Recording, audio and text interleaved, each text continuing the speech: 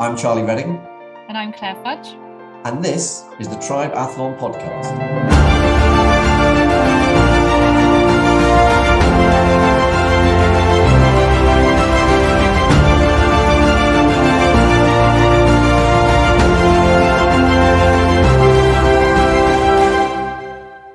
The first days, pain is always a good thing to tell you, okay, don't do it.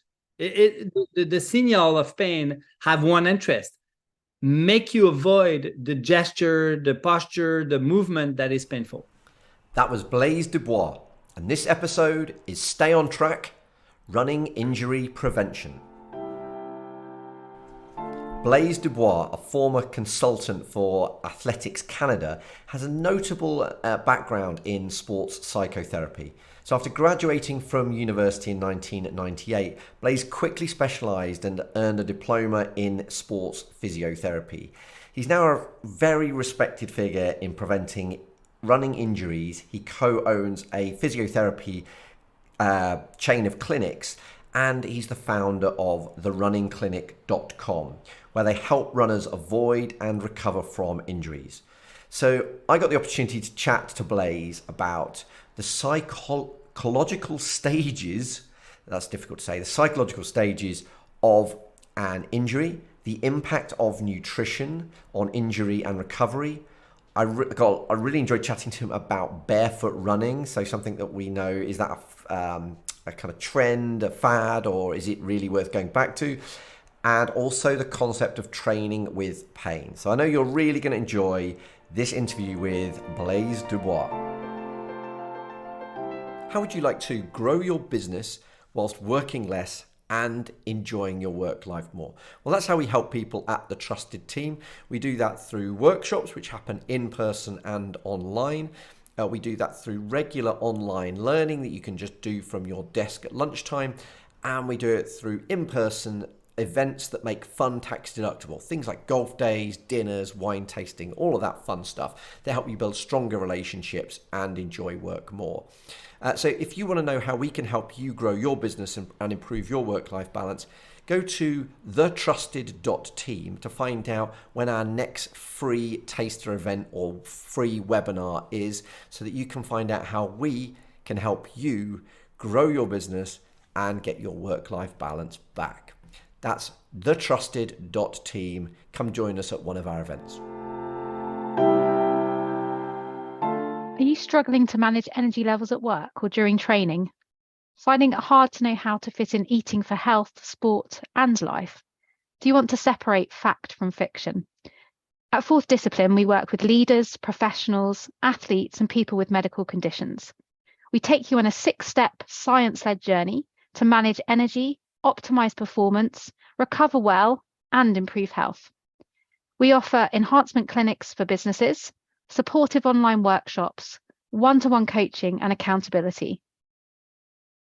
If you'd like to have a free call to find out how we can support you, then log on to fourthdiscipline.com and book your call today. So Blaise, welcome to the Triathlon Podcast. Really looking forward to chatting. I know there is so much that we're going to be able to cover today.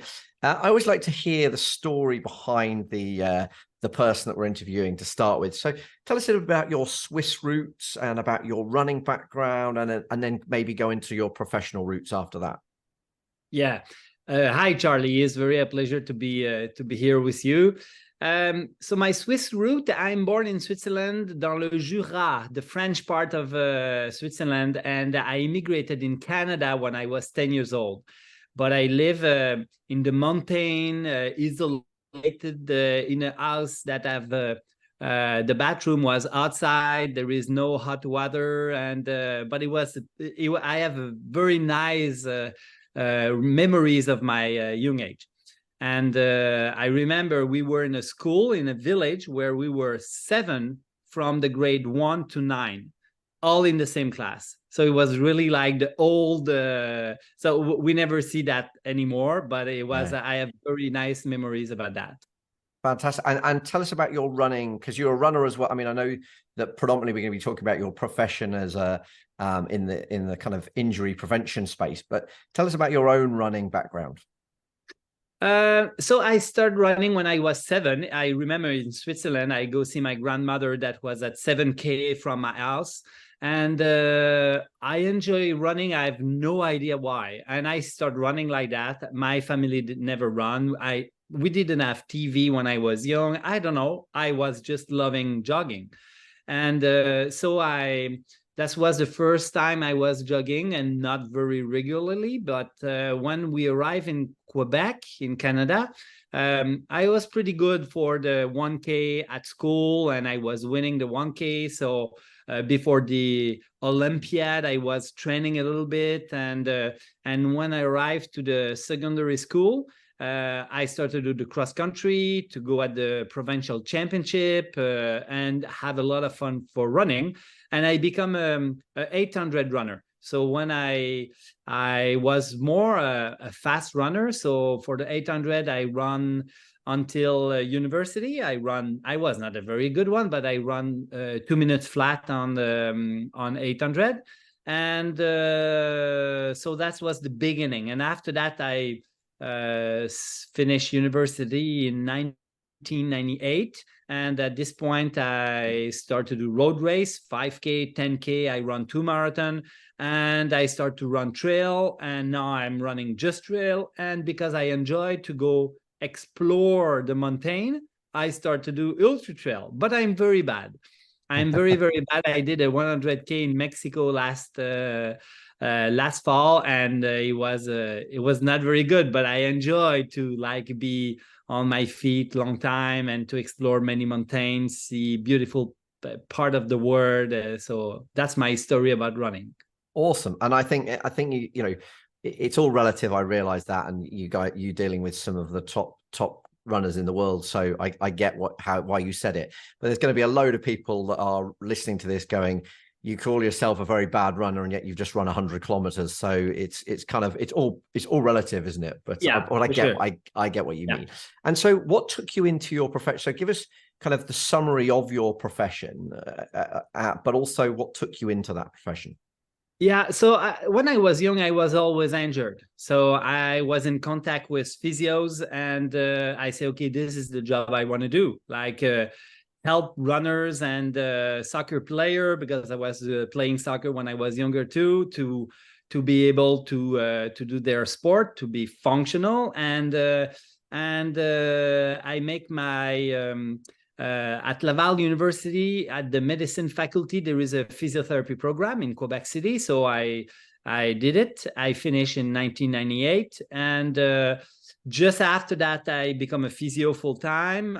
Most of my caseload was runners, so I developed an expertise on this, and I start to give conference, to give courses for health professionals. I become owner of a PCN Physiotherapy Clinic. It's a group of 14 clinics. Now I am one of the main owner of this group, and we have 240 employees. And in 2008, I founded the Running Clinic, education organization that go around the world to teach courses about running injuries, prevention, treatment, diagnosis, etc. And we have actually probably 50 speakers around the world. We have a big part of our business that is done in France. We give close to 100 courses per year now. So it's a lot, and we develop Italy. This fall I will move. I will go in China and Japan. We go in Norway and Greece. So we go pretty everywhere. And I was knowing that I need to speak English to teach around the world. So when I immigrated in Canada, I immigrated in Lac-Saint-Jean. It's north of Quebec, and nobody speaks English there. So my first real contact with the language was pretty late in age. I was adult. It was at university that I was reading scientific articles in English, and I had a hard time for doing that at the beginning.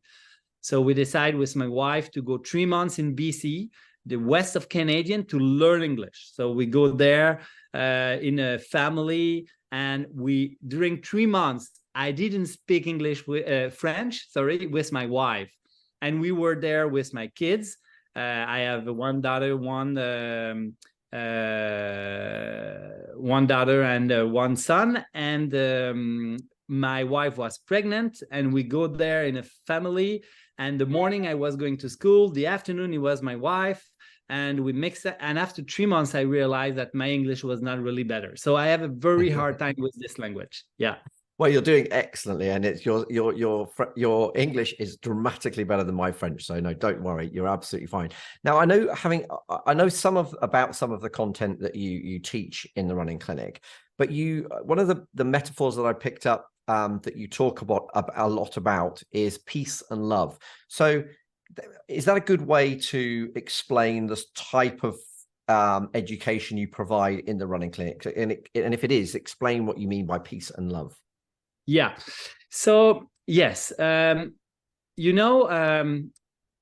personal why, it's in French we say grandir en innovant, like growing by innovating. I don't know if the translation is good. Yeah. But I keep time in my schedule to think, to be creative, and to develop some tools and some theories for health professional, because I teach that.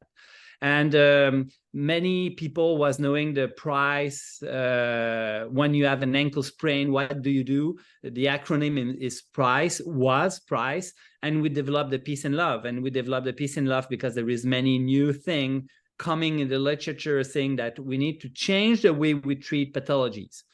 So the peace and love was one of this, but we developed the mechanical stress quantification. We developed the love for overuse injuries, the peace and love for acute injuries. And but if you want, I can just explain what's the peace and love, but it's just one of the theory we develop at the running clinic. Okay. So yeah, so the peace, it's an acronym to, the peace is what you do immediately after your injuries. So when I say P is for protection, E for elevation, A for avoid anti-inflammatory modalities, means all the type of pills that are anti-inflammatory, and DIs. C is for compression, and E is for education. So it's the acronym that what we do in the first 3 days when you have an acute injuries, like you fall, you have an ankle sprain, you have a muscle tear, that's the piece you do immediately. And after that, you have the love. So when we speak about the love, it's L for load, O for optimism, V for vascularization, doing cardiovascular activity, and E for exercise, to normalize your mobility, your strength, and your proprioception. So this is the acronym of what we do. And the love is what we do also for tendinitis, knee problem, like all the overuse injuries for runners. We use the love as the acronym of the treatment for this type of pathology. Okay, so this is the treatment of it, but you also do in your courses, I assume, I understand, the prevention of the injuries as well. Is that correct? Yeah, certainly. We have a lot of things we expose in our course about the shoes, about orthotics, about stretching, about strengthening, about mechanical stress quantification. And this is the most important one, like how to manage the load you apply in your body to be sure to not be injured. This is the key thing to prevent injuries. And we expose all the science of that in a manner that the health professional, runners, and other the coaches can learn something simplified to apply in a practice. But yes, we speak a lot about prevention, even if the peace and love is the treatment plan for short term, the peace, and more long term, the love. I see. And are the courses designed initially, and we'll go into some of the sort of detail of the advice that you give, but are they designed for professionals like physiotherapists, or are they designed for just running enthusiasts and runners themselves, or is it both? So we have for everybody. The only thing is that it's better when you give a course of 2 days. About the base of the course is the new trend in the prevention of running injuries, and this course are the fundamental of running injuries, or first of all, for health professional, sport doctor, physiotherapist, chiropractor, podiatrist, etc. So this is a 2 days, but we decline this course in a 1-day course for coaches where we take off the diagnostic part, but there is so much good thing about prevention that is good for everybody. So we have all the question about the shoes, the running technique, the stretching, strengthening, that is very good for coach. So we have a specific course for coach. And we have also general public conference lecture for running enthusiasm. Even if there is sometime runners that are not coaches and not health professional and come in a 2-day course, but for sure it's harder a little bit. Brilliant. That sounds fascinating. And we'll come back to where people can find those in due course. But so let's talk about injury prevention. What are the key things? You mentioned minimalism and shoes, and I believe that's one of them. What are the key things you find yourself talking about when it comes to preventing injuries? When we speak about prevention of running injuries, it's the mechanical stress quantification. It's the good dosage of what you will do to be sure to don't go over the red line. That's the red line is the maximum capacity of your body to sustain a mechanical stress. And if you go over, you will stress too much a tissue specifically, and you will start to develop like micro tear, inflammation, and pain. And pain, initially, it's the best signal you can have to tell you, okay, you need to slow down. So the first thing I tell to my client is you need to listen your body. And you need to quantify pretty well and going easy increase your volume, increase your intensity, increase your denivellation, your dip loss, increase everything must be increased very gradually to be sure that your body adapts. In 80% of the case, patient come see me in clinic injured, and we can identify one part of their training load that was too much for their habit. So that's the key thing. It's a lot before the shoes that we love to speak about, and it's a lot more before the running technique, that this is the new trend we speak more now. So I remember reading when I started my running about the fact that you should only increase by 10% each week. And I think that was 10% total mileage over the course of the week. Is that the best form of measurement, or is there a more scientific version? I think it sounds like that's in tune with what you're saying, but is it just straightforward 10%, or is there a better way of measuring it? So the 10% makes sense for most of people, but there is actually probably 6-7 scientific papers that try to validate this 10% and was not. Means that some people can be 15, some part of your life it's maybe just 5 because your body is more, I will say, tired, like you are psychologically more prone to injuries, you just divorced, you don't feel good, you eat not very good in this time, you don't sleep enough, and all those things will decrease your the capacity of your body to tolerate stress. So the 10% make sense for a general public. When I give general public conference, I speak sometime about the 10%. I say, okay, for most of people it's 10%. But the 10% is about the volume.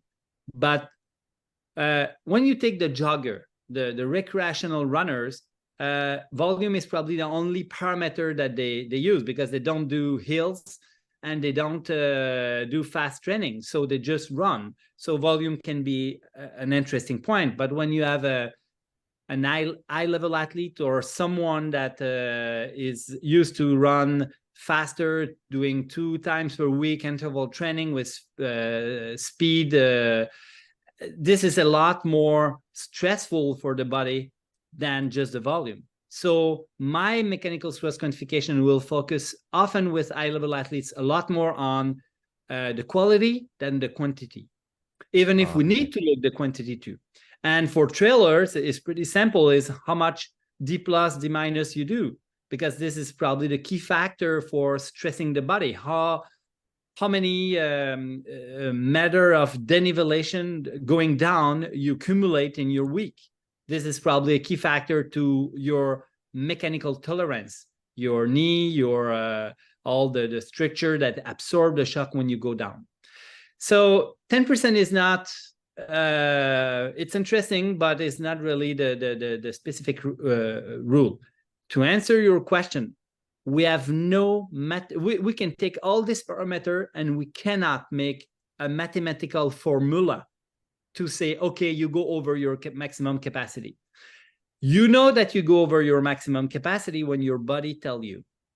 Because even if we make a mathematical formula, and during 1 week, you cannot sleep well because you have anxiety and stress, and you have a lot of, you just lost your job, and your wife leave you, and I don't know, the worst thing you can imagine. At this moment of your life, you cannot tolerate the same level of stress that if you are happy and everything is fine, and you produce a lot of good hormones in your body because you're in love, you have a good job, etc. So that is your body. Yeah, so that's really interesting. I was going to ask you about the impact of stress on your propensity to get injured and your ability to recover from injury. So I think what you're saying there is, if you're really stressed or not sleeping well or whatever, you're much more likely, you can tolerate less training, or you're more likely to get injured. And equally, does that apply to when you're trying to recover from injury? If you're stressed and everything else, then you recover more slowly. Is that correct? For sure. And it's the first thing I told you, it's the load you apply in your body. But the second thing is how you can tolerate and adapt to this load. So there is always two things. There is the level of stress you apply, and you have your capacity to tolerate the stress. So if your capacity decrease for the same level of stress, you will be injured. And one of the things you can do is try to increase your capacity to tolerate more stress and be able to train more.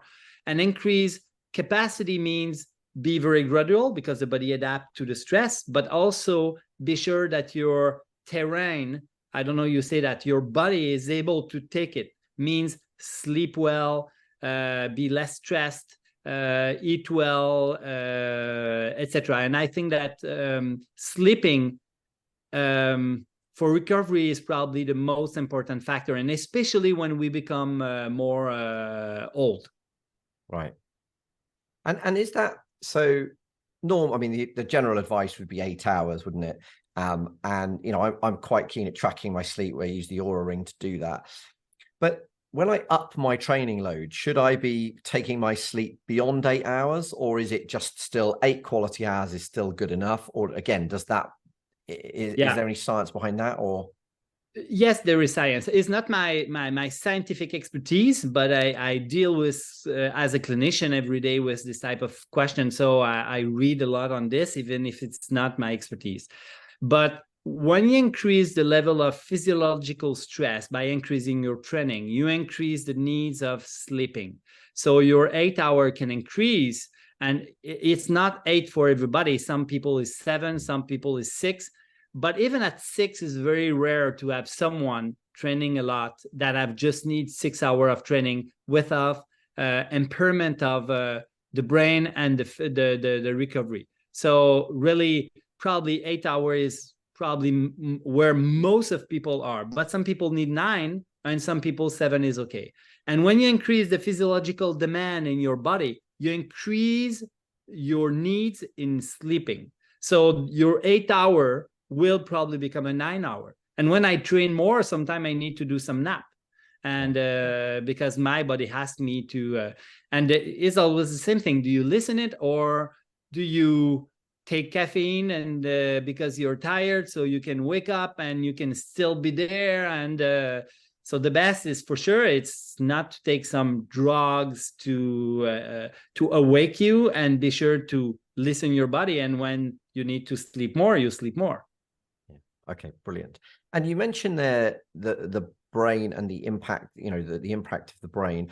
So I heard you speak about the psychological stages of injury, and also the need for the brain to recover from the injury, as well as the actual body to recover from the injury. Can you talk a little bit about the psychological stages of an injury, but also how do we get our brain to recover, and why do we need our brain to recover? Yeah, first of all, I would like to speak about a very interesting study of Bryant, 84 subjects, and showing that after 3 weeks of an acute ankle sprain, the grade of the sprain did not correlate with symptom, function, and pain. Instead, psychosocial factor, in particular the adaptiveness in response to pain, explain more the variability, the variation in symptom and limitation after the ankle sprain. Means psychological factor is more important than how much important is your sprain. Okay. So that's crazy, because for me, an ankle sprain was just an ankle sprain, very easy, very simple. And you have the grade 1, 2, 3, and have an ankle sprain. And the 3, it's more, it's because your ligament is completely tear. The 2, it's partially tear. And the grade 1 is just stretch. But the thing is that for the recovery, your psychosocial factor are more important and predictive of how you will repair that the grade of the ankle sprain. So it's just to tell you that the brain is so strong in our recovery, and that's the first thing that you need to understand. Very, very, so that's the first thing. The brain is a key factor. Can I just clarify exactly what you're saying there? Because I just want to make sure I understand it. So I think what you're saying, essentially your body is recovering, but you also need your brain to know that your body is recovering. Is that what you're saying? Yes, but I will go further. Okay. If you think you will be good and you're positive in your recovery, you will recover a lot faster than someone that is more negative about the prognosis and to say, oh, I have an ankle sprain, I won't be able to run for 3 months, etc. The brain condition and dictate how fast you will repair also.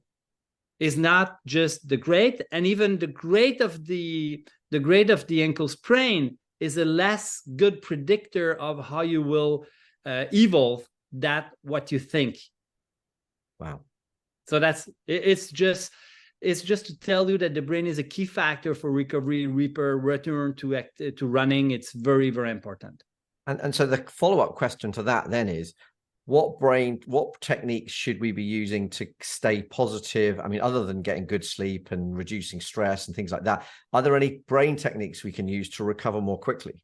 Yeah, that's a good question. As a clinician, I try to tell to my patient, okay, don't worry. Most of people with this type of injuries will repair pretty fast, and you can help you by thinking positively.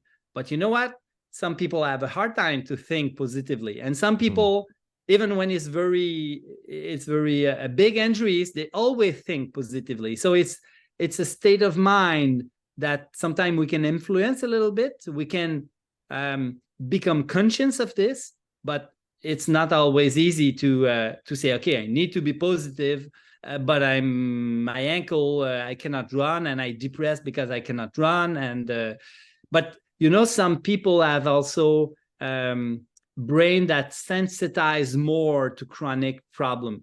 Means that a little injuries can become chronic because your neural system is sensitive, and you just need to put a little bit of oil in a fire, and the fire become very big. And for some other people, because they think positively, because their brain doesn't sensitize to the pain. So there is some people that are more vulnerable to become developing chronic pain, and some others absolutely not. So that would, I'm assuming that ties in quite nicely with Carol Dweck's research around mindset, isn't it? And the growth mindset versus the fixed mindset. Somebody with a growth mindset is therefore more likely to recover more quickly than somebody with a fixed mindset of, I am injured and Yeah. That's the problem.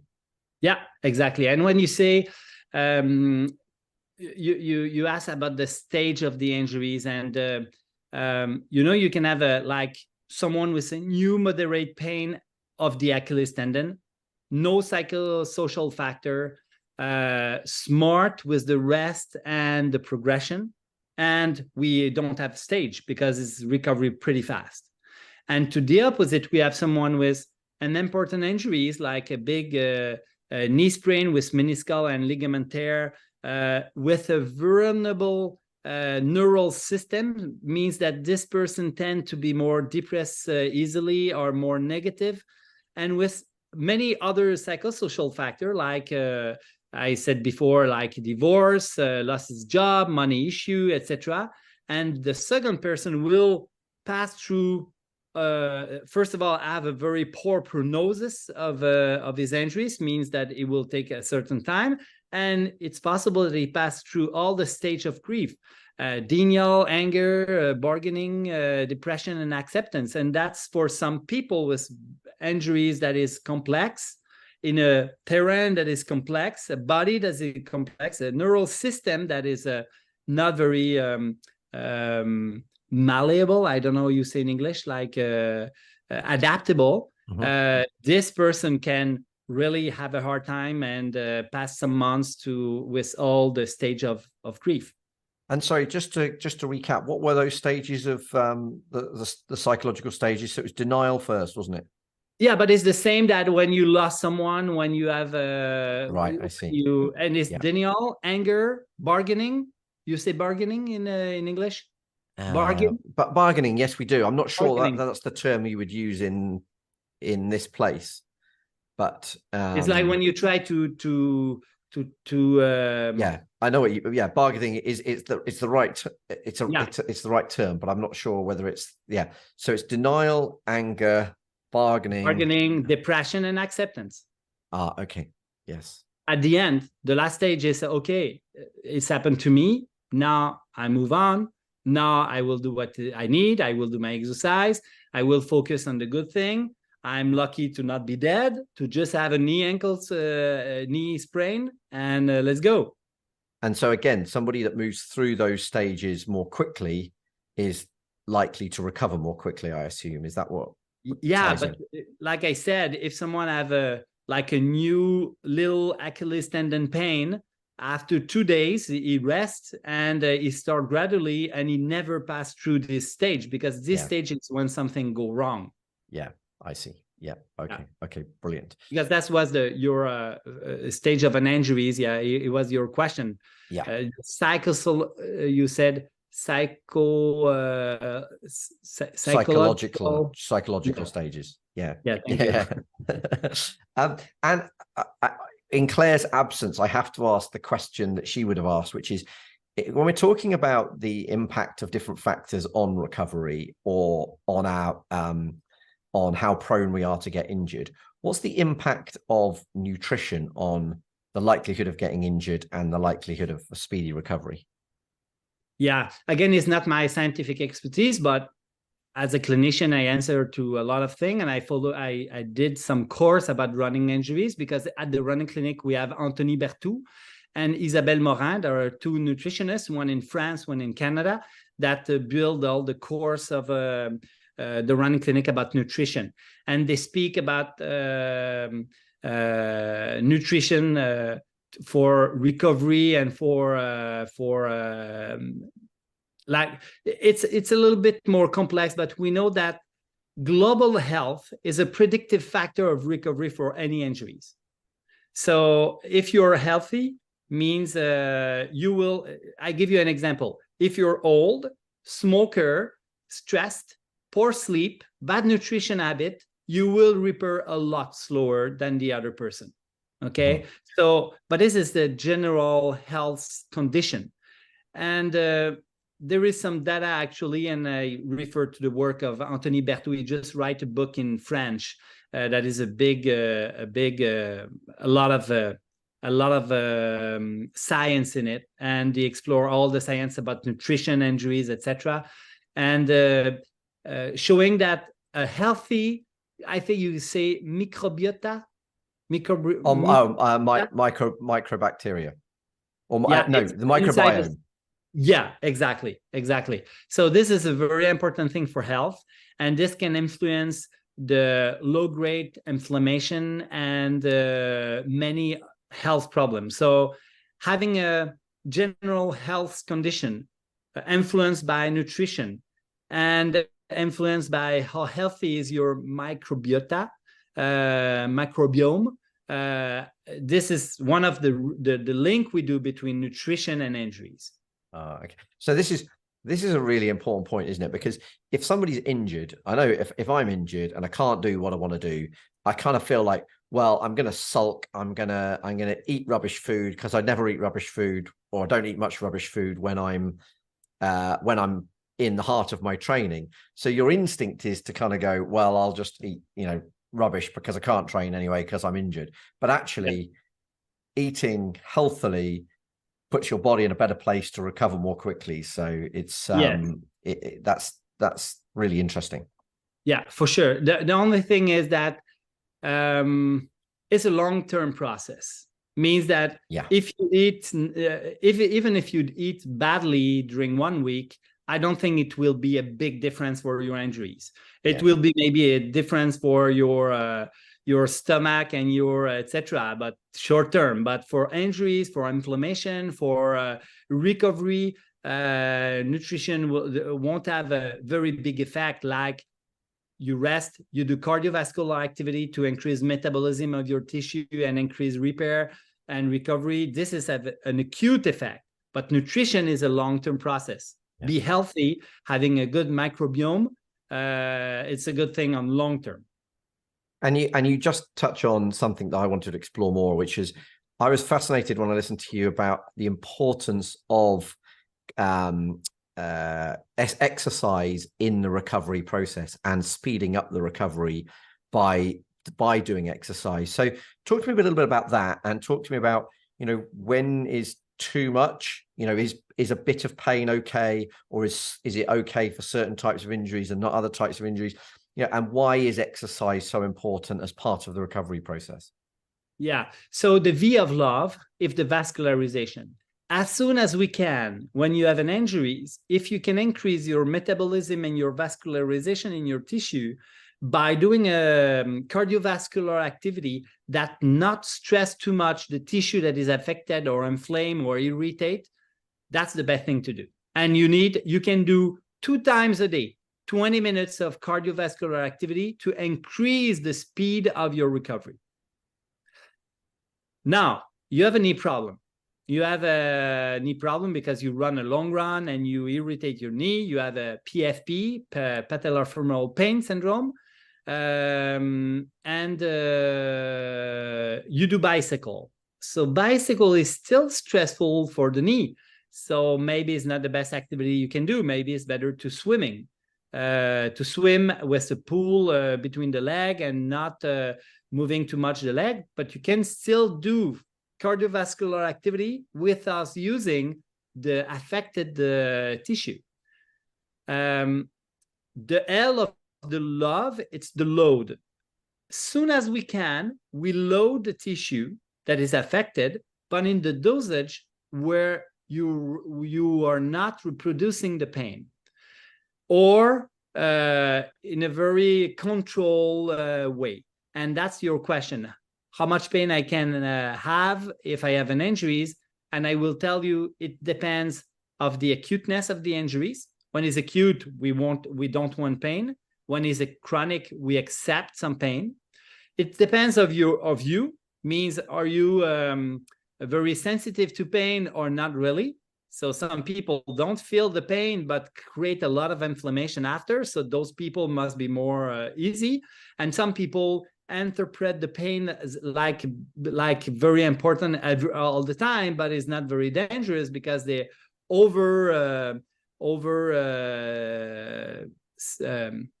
feel the pain. So for those people, I will say, okay, you can have a little bit of pain, but the pain must not stay more than 30 minutes after your physical activity. And the day after, you must be able to do again the same training you did the day before. Right. Okay. And there is a third factor. It depends of the pathology. So there is some pathology where we say, okay, I don't want pain, like the IT band syndrome, no pain accepted. If you have like stress fracture, no pain accepted. If you have a muscle tear or muscle pain, you can go on pain, no problem, because it's a very high metabolism tissue. And even if you go on pain, I know that the tissue will still repair even on pain, and you can continue to train. If you have a tendon, a chronic tendon, example, an Achilles tendon that is painful and is a chronic, means that you have pain since more than 3 months, you can train with pain, but the pain must must come back to the normal level during the 30 minutes following your physical activity. And the day after, you must be able to do exactly the same training or more that you did the day before. Oh, so that's interesting. So the Achilles part made sense for that. What about somebody that's got a calf tear? I think you were saying, you gave that example, but just use that as an example within what you've just said.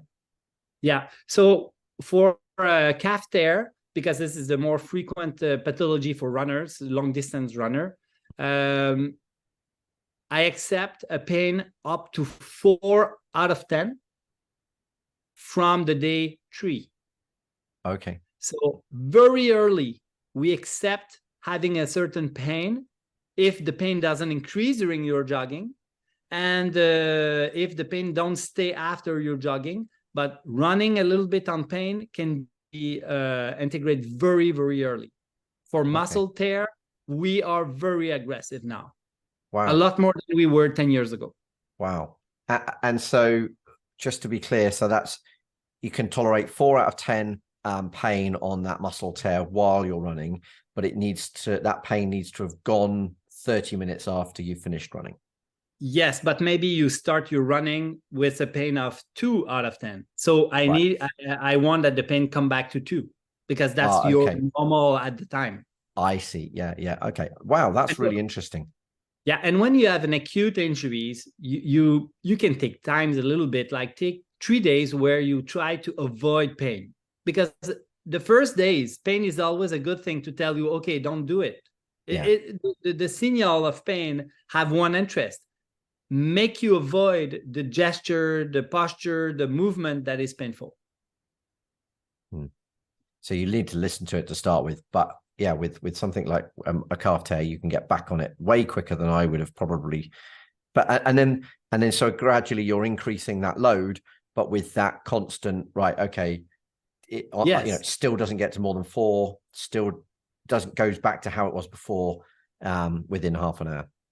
Yeah. So like doing a little bit of stretching can be integrated pretty soon. Doing strengthening with load at slow speed can be integrated pretty soon. Jogging slow can be integrated like some days after. But if you want to do fast training, like plyometric stuff, acceleration, ABCDs, the drills, all those stuff must be integrated very gradually later, because this is the way we injured again a calf. Okay, that makes sense. Always quantify. When I say the mechanical stress quantification is, I do something that I consider to be like a level of stress, and I listen to my body. How do you feel? You feel good? Perfect. The day after, you increase the level of stress, and you increase again day after day. Depends of how your body reacts. Okay. Brilliant. There is, in medicine, we had in the time a lot of protocol. Like you have a fracture, we have 6 months in cast, 6 weeks in cast, sorry. And after that, we have a protocol. When you have a muscle tear, we have a protocol. When you have an ACL rupture, we have a protocol. When you have a surgery for that, we have a protocol. Now, all the protocol doesn't means nothing now. Means that we just listen to the body. We do a good mechanical stress quantification, a good graduation of the load, and that's all. And that's for every pathology.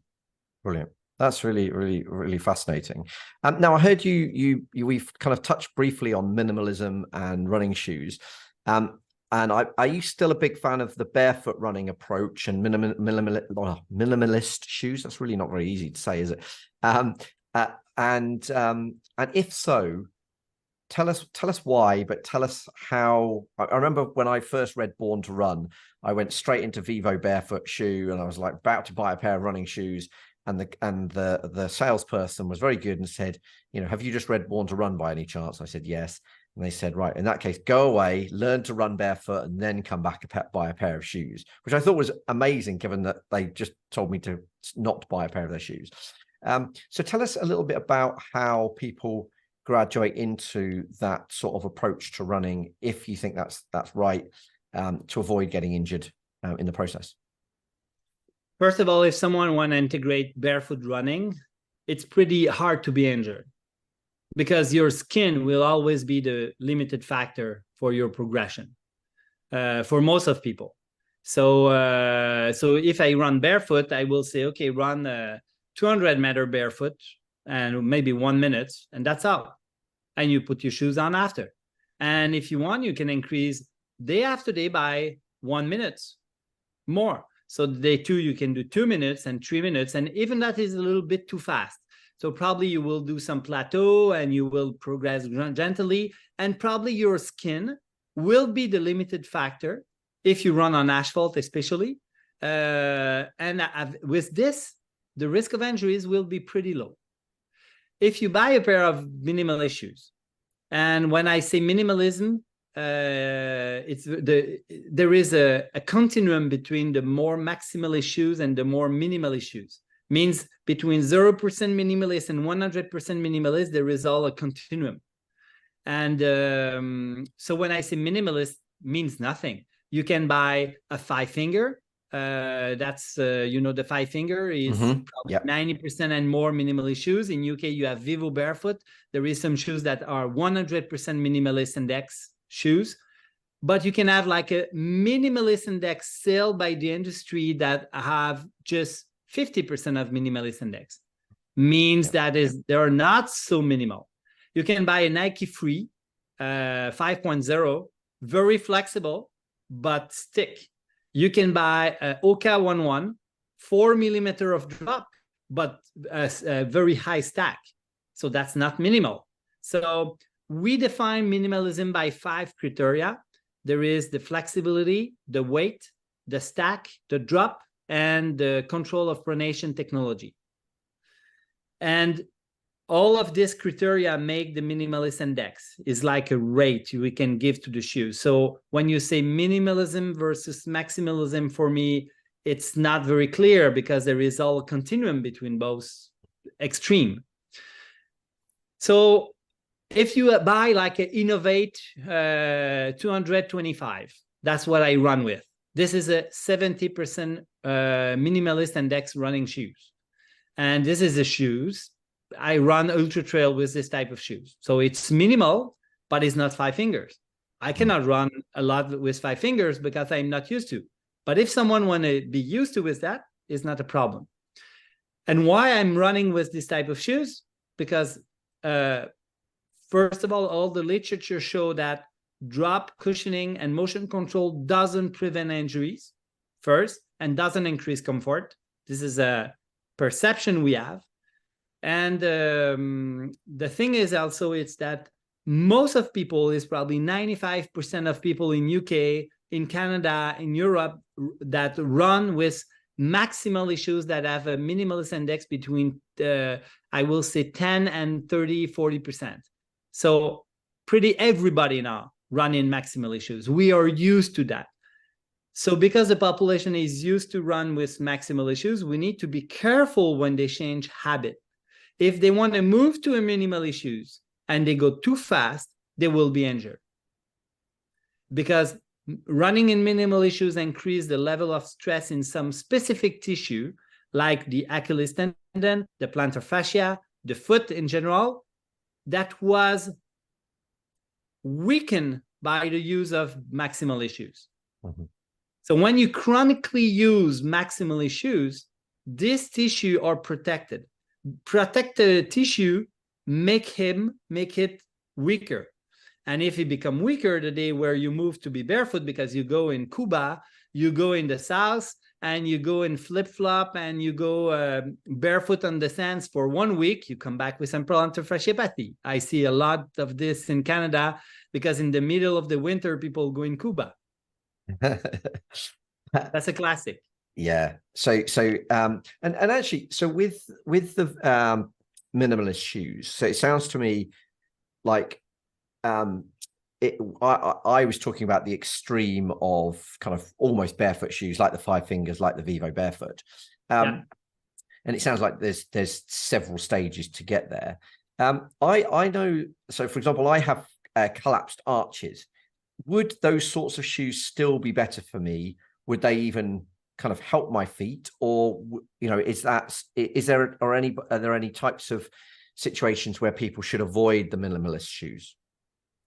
There is not a lot of reason why we need to avoid minimalist shoes, and especially not collapsed arches, like you said. Pronation foot, pronator foot, flat foot are not linked with pathology. Okay, so maybe I will surprise you, but actually the prospective study and the systematic review don't show that flat foot or cause different injuries. So it's like a big nose we are born with, we grew up with, we are fully adapted to, and it's not a problem. And this we need really, and that's the fault of a health professional, podiatrist, physiotherapist, and sport doctor that was considering flat feet like a problem and is not. So we need to go away of this false assumption. So the thing is also is that if you have like a collapse arches and you do a lot of pronation and you are in a very soft shoes, it's possible that the softness of the shoes bring you in a more pronated position because you're in a soft mat. So being on something more firm, more firm, I don't know you say in English, but you probably do all the pronation you have and not more. Because remember that your feet inside the shoes do what they want. So your collapse arches on the feet, on the shoes, are the same that outside of the shoes. You don't sit, but the foot is doing exactly the same movement. Even on anti-pronator system, dual density and all this stuff doesn't correct the pronation and the movement of the foot. Absolutely not. And what about the trend for everybody to be racing in carbon-plated shoes now? Is that an exaggeration of the problem of the maximalist shoe, or is it obviously they're generally very light? So is it sort of on that scale they would do well on the minimalist? How do carbon plate shoes fit into all of this, and particularly with the view to injury? So about the injuries, we need to be careful because the rigidity seems to transfer force from a little bit more to the talus, so the bone of the foot, and we have some stress fracture case series now about using this type of shoes. So we need, even if you integrate this type of shoes, you need to be a little bit gradual and progressive. The thing is that if you're used to have a big bulky shoes like 95% of the public, of the population, these shoes will be one of the good things because you will have a very light shoes to race, but big like your training shoes. So the difference won't be so, there is a big stack, a big drop, a lot of rigidity. So if you're used to train in an ASIC Nimbus, Cumulus, Brooks Adrenaline, like the standard of the industry, this shoes is pretty the same about the stack, the drop, the flexibility, but they are very light. The necks of Nike, the Nike Vaporfly necks is 180 grams. That's very good. The old generation of shoes that Haile Gebrselassie won the marathon with was 240 grams, a lot heavier and thinner. So they were using like mediumalist, like between maxi and mini, like in between, but and they were not fully adapted to this type of shoes. So they were finishing the marathon with a little bit of soreness, and because the shoes was a little thinner. But at the same time, even if they were a little bit lighter, they were not like the new generation of shoes, the carbon plate shoes. So the real innovation of Nike with these shoes is to make a big bulky shoes, maximalist, but very light. But with a very good marketing, they sell tons of the shoes. And we know actually that the carbon plate changed nothing about the performance. So probably the foam help a little bit, and probably there is a big variabilities between people, from minus 11% of auto consumption to plus 11%. So some people wear these shoes and decrease their performance, but they are so convinced that is not a big deal, and they just pay more than 300 pounds to have it. So, well, and also I would suspect paying 300 pounds for a pair of trainers also creates a placebo effect as well in itself, doesn't it? For sure. Exceptional placebo effect. When you pay this price for a shoes that is everybody want try to copy, and that the best in the world use it, for sure you have a huge placebo effect. Yeah. So I know the placebo effect, if you buy expensive branded paracetamol, it works better than the cheap paracetamol, even though it's identically from a chemical perspective. And even if you know that it's that's the placebo effect, it still works better. Interesting. I didn't know this study, but that's very interesting. And for sure, it's exactly the same. So one of the other things that you do actually, so we ask, I'm going to kind of tie in two things here. I'm going to, and maybe I shouldn't, but we always ask the previous guest, which was ultra runner James Poole, to ask the next guest a question without knowing who that is going to be. So James Poole's question was, if you weren't doing what you currently are, which I'm going to refer to as your physiotherapy world, what would your next best thing be? Now, my understanding is that you actually do some business coaching, particularly around the sort of freed company concept, don't you? So would that be the next best thing if you weren't doing your running clinic stuff? And if so, tell us a little bit more about what you do in that space. Yeah. Yes, maybe it's this. I do a lot of things. I create 2 non-profit race in Quebec that we organize. We have one that is the 10th edition, and is a very successful race. There is a trail race, a road race. And what are those races called? Trail La Clinique du Coureur. And there is a 5K on road, and is since 3 years is the Quebecer Championship. So there is all the best athletes in the province of Quebec that are there. Very fast race, a lot of people under 15 minutes on 5K. So very interesting. So I love to do that, like organize like event for people and having fun. And the other thing I did is I wrote a book in French that is a bestseller in France and in Canada. But I think that maybe this fall we will finish in English, because it's pretty all translate. So maybe we will be able to publish for Christmas in English. Brilliant. And what's the English translation title? So it will be The Running Clinic, La santé par la course à pied, health by running. Oh, okay. Something like that. I don't know the title exactly, but I'm not the translator. Don't worry. But I wrote a book that is there is inside the book there is 50 international expert that contribute for 1-2 page each. So it's really very dense, and we cover everything: the nutrition, the sleep, the etc. So it's very interesting. Brilliant. Fantastic. I love also working with my hands and going on the wood and make trails. And so maybe this is my best. I don't know. Maybe I will become you say that in English, working in the wood, like that, cut the tree. Yeah, like being sort of a lumberjack type. Yeah, exactly. Yeah. Oh, that sounds, well, it sounds like you're the sort of person that you're never going to be bored in retirement, are you? If ever retirement ever exists, you're going to have, Exactly. you've got lots of things going on. So Yeah, tell us a for little bit sure. about this. Tell us a little bit about this freed company concept. I'm Yeah. reading, I don't know if it ties in with this. I'm reading No Rules Rules at the moment, the book about Netflix and how Netflix has no company policy on holiday. It has no company policy on spending. It just kind of trusts in people. So does that tie in with the sort of corporate work you're doing? Yeah, it's pretty the same, you know, with the run, because I manage two companies. There is PCN Physiotherapy Clinic, so that's 14 clinics, 240 employees, and there is the running clinic that is worldwide, but is a smaller company.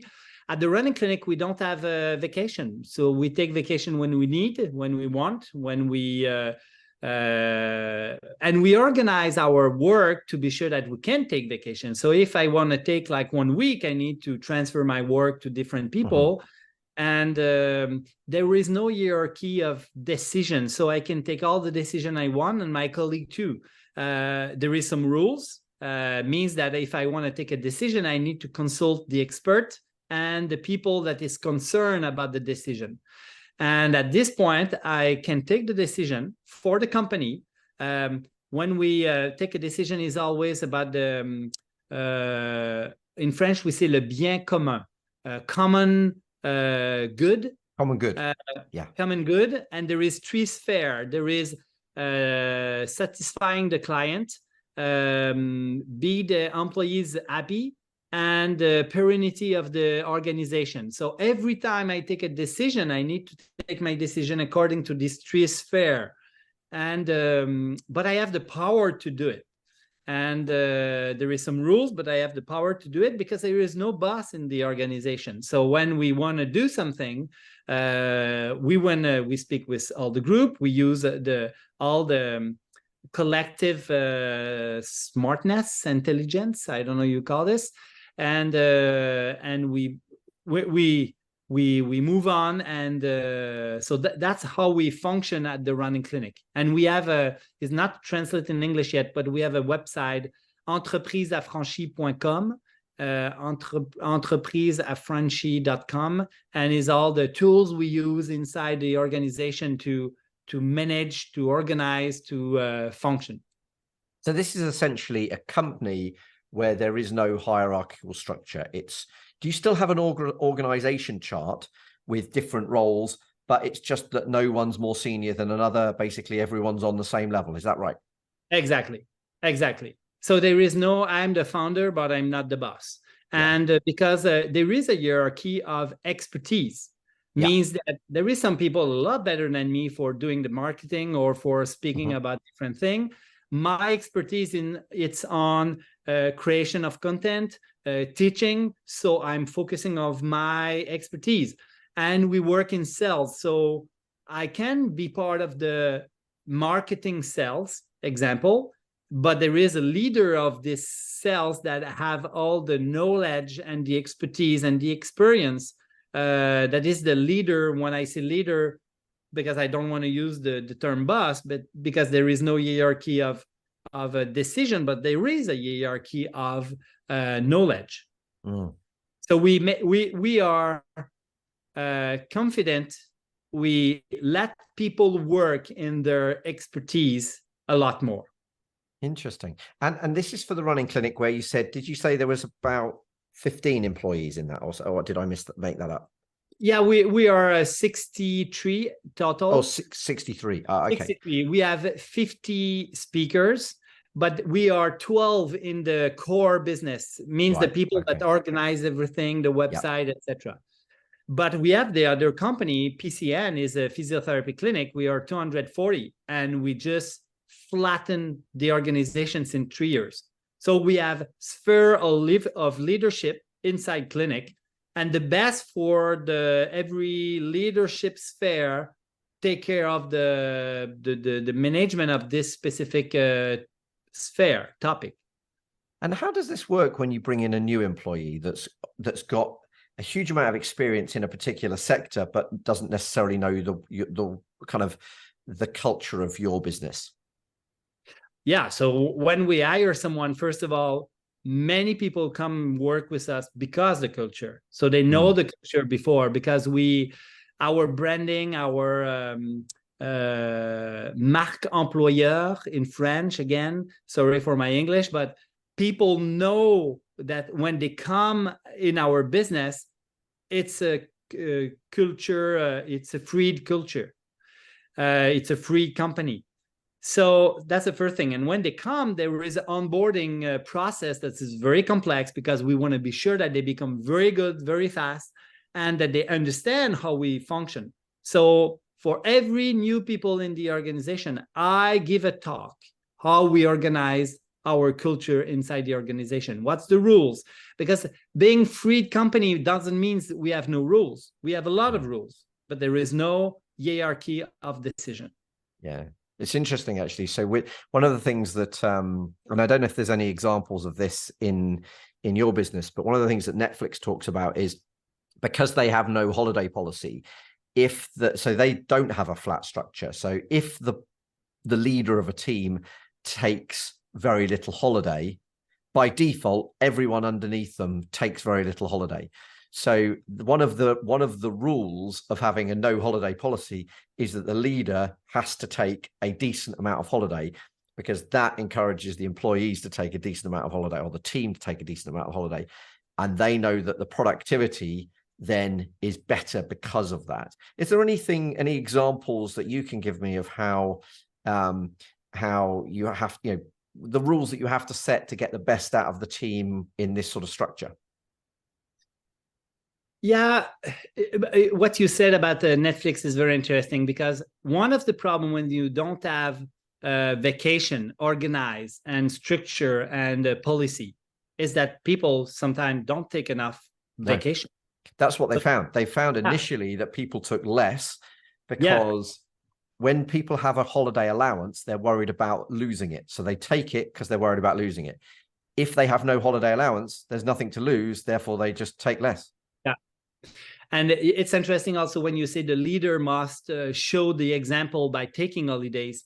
And, I'm the type of guys that I'm always in vacation, or I'm never in vacation. I don't do the difference, because I work Saturday, Sunday, but I go run when it's sunny in the middle of the day, and I organize my schedule to be happy. And I work a lot, and I love that. And probably that's maybe a problem for some people in my team, because they see me sometime as a leader of some cells that are maybe not taking a lot of vacation. I don't know. But yeah, all of this thing, when you lead a company, a free company, all of this thing comes up during time, and you say, okay, maybe we need to do something for this specific problem, because we realize that sometimes people are very tired, but still working and don't think to take vacation.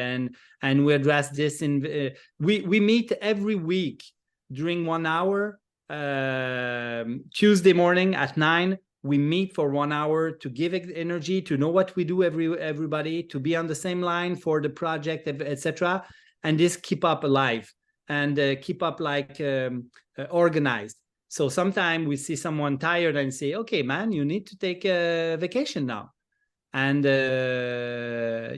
it's, I don't know, you say that. I don't know what to say exactly about our company, because it's functioning pretty well, but it's difficult to define sometimes how we function, because it's so out of what most of people live. Most of the company have structural hierarchy. There is a boss, they decide, they give to the other one, you apply, you have some task. In our business, we don't have so much task. We have responsibility, and we organize our job around that. And it must be, I would imagine that in that sort of environment, you have to have a clear set of goals for each different person in the team. Is that how it kind of, is it focused around goals and or for each different member? Yeah, we need to have a why, a collective why that is pretty clear. We need to define pretty well what's the common good. And And after that, everybody, last month, we fix our priority for all the falls until Christmas. So everybody know pretty what they need to produce, what they need to do. And at this point, everybody works and do the job they need to be done for create richness in the organization. And if we create collectively richness, we decide collectively what we do with this richness. So that's another thing. At the running clinic, we decide all together what's the salary we have. So there is no boss. So we decide. Yeah. And what? Recently, because the COVID, because many things, we need to decrease our salary. And it's not a decision of the boss, it's a collective decision because we didn't produce enough money to pay everybody like we said. So we decrease, and now we are working to come back to normal, and we hope that we will be able to increase.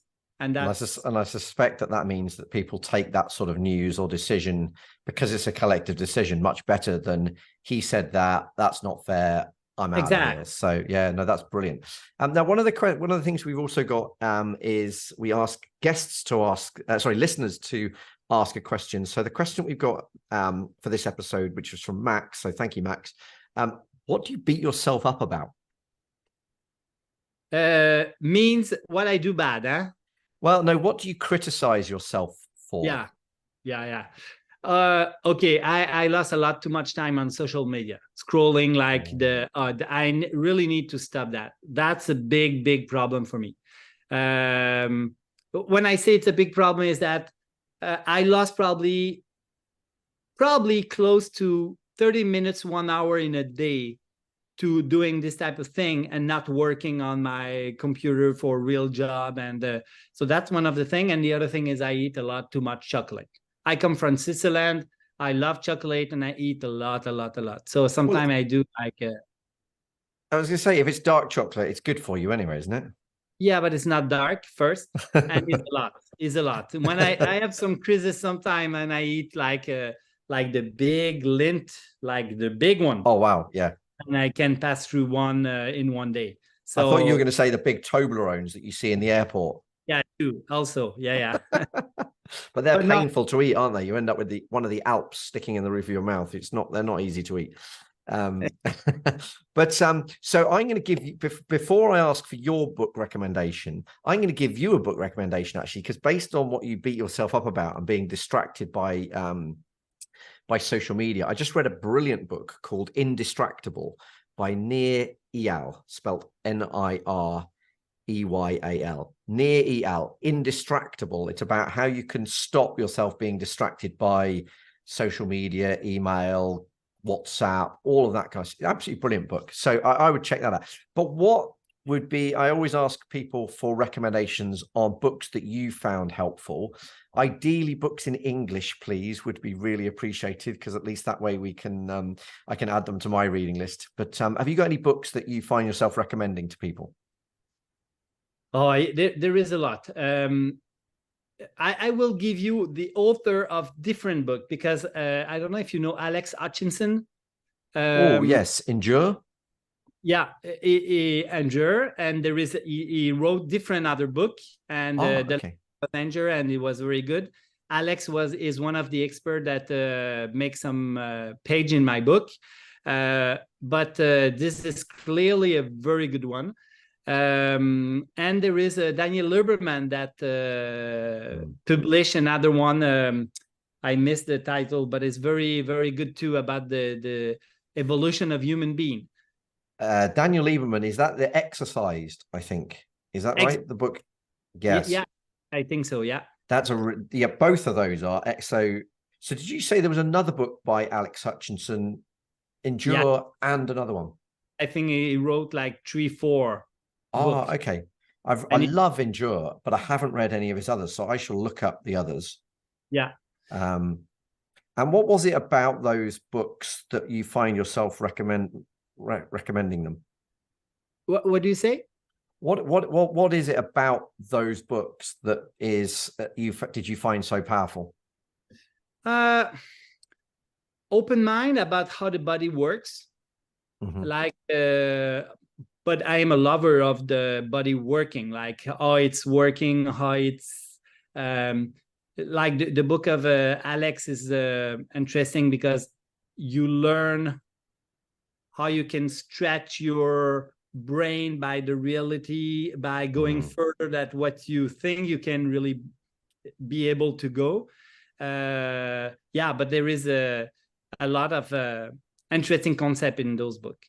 Yeah. And I don't read a lot, and that's one of the thing now with the social media. And I think about Instagram and the little capsule that you can learn a lot of things too. So that's one of my problems. I scroll on social media and I read a lot of stuff that doesn't make sense, but there is very interesting thing on little capsule on different thing that you can learn very fast and very quick. Yeah. It's a blessing and the opposite of a blessing. I'm not sure what the saying is, but like, for example, my youngest daughter is really keen on TikTok, and I hate TikTok as a social media. I think it's awful, and yet she'll come out with some really interesting facts, and you're like, well, where did you get that from? How do you know that? Oh, I saw it on TikTok. Like, well, so there's some great stuff there.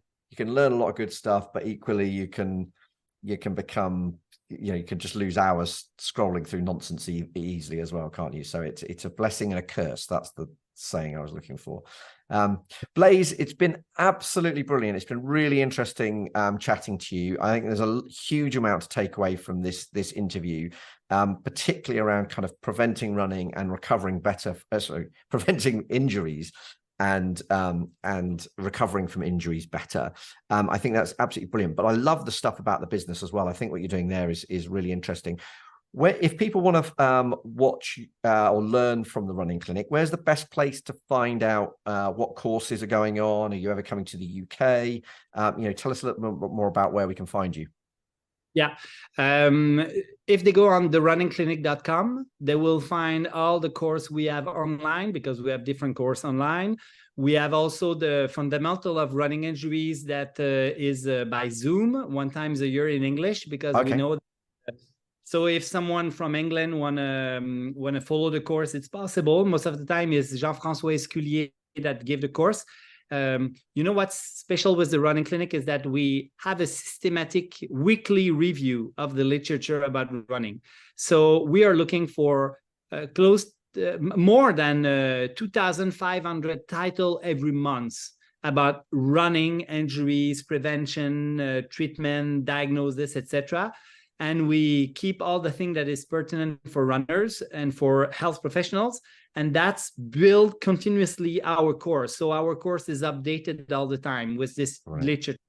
And Jean-François Esculier had a baby 1 week ago. So he takes some weeks, months off. But he's the guys that develop most of the English part. And he's the guys that went in UK last time some years ago. So we will go back to UK for sure. And on the website of the running clinic, you will see all the course we give, e-learning, presential, and tons of information about the mechanical stress quantification, the minimalist index, the peace and love. We have different blog, different articles that you can follow there. Everything is on the website, and we have for sure social media stuff that my team take care. But Brilliant, excellent, Blaise. It's been absolutely fascinating. Thank you so much. I'll be looking out for you in the UK for sure. Thank you very much, Charlie, and sorry again for my poor English and my big accent. Your English is exceptionally good, so thank you. That's it for this episode of the Triathlon podcast. If you want to find out more about Blaise, the best place to go to is therunningclinic.com. But he's also on LinkedIn as Blaise Dubois. Dubois is spelled D-U-B-O-I-S. And on Instagram, he's Blaise_Dubois. So keep up the amazing training and keep on the amazing learning as well. And in the meantime, keep on training. If you like what we do at the Triathlon podcast, you've got to register for Tribe Talk. It's an email that comes out every 2 weeks, packed full of everything to do with swim, bike and run, but also nutritional help, business coaching, and a whole lot more. Whether that's books, videos, TED Talks, apps, or technologies, it's packed full of ideas that can help improve your sport, your life, and your business. So register for it at tribeathlon.com, and you'll be sure that every 2 weeks your inbox is full of some amazing ideas and resources to improve your life. And remember, this episode was brought to you by the Trusted Team and by Fourth Discipline. So if you want to find out more about how the Trusted Team can help you grow your business and improve your work-life balance, go to thetrusted.team.